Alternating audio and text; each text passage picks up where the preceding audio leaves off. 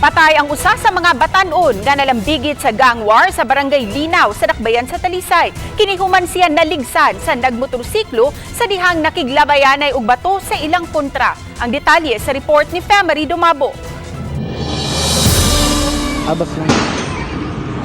Sa kuha nga video sa usa ka netizen, nahitabo ang karambula, ginukdanay og labayanay og bato ug botilya sa usa ka gas station sa Barangay Linaw, daptin lang sa National Highway. Matod sa netizen nga padung-unta silang magpatubil pa sa dulas do sa kadlawon sa dihang naabta nila kini mga batan-on nga naglinabayay og mga bato. Gani lakip sa dipalayo ang mga pakboy sa gas station. Matod sa usa ka staff sa gas station nga wa na usab nakabuyag ang iyang mga kauban nga naka-duty niadtong higayuna tungod sa kakalit sa panghitabo. Ang ta dito, dira lahat lang nako nadaan. Nya kato ba pauban pa do na muli nya ilang. Nya mo ton Tagalinaw kanisla. Di man ang mga transport kay ilang sa biyang lugar. Gingong nilanat nga to sa 10 minutos ang gang war. Sa nakuhang video dunay parte nga madungog ang paka. Ug mo nalay nakita nga nisarasay kining motorsiklo.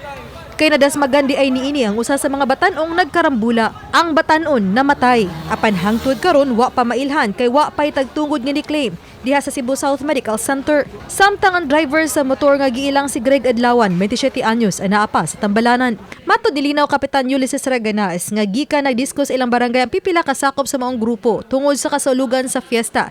Apan giklaro niini nga way bisan usa niini ang tagalinaw.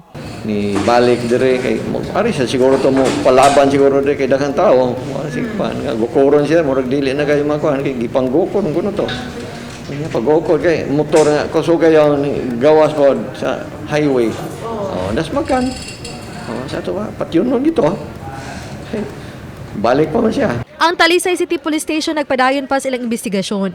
Mato ni Police Lieutenant Colonel Randy Caballes nga nasikop na nila karong hapon ang gingong leader sa usa sa duha ka grupo. Naanatay mga identity atong mga involved na mga personalities. Oo. Then as of this time naanatay isa nga na Rescue? na nato. Then ang kinisya mo ang leader sa ilahang grupo. Gikan og disco, ma'am. Sa Linaw. Disco. Nagka-initan pa doong uli. Dito na sila nagka-abot. Kasong alarman skandal ang usa sa mga kaso nga tubangon sa maong mga batanon ug kun minor de edad man. Mga ginik na atubangon nga kaso. Uban ni Rod Prado ug Philip Patricio. Ako si Femery Dumabok. Balitang Bisdak.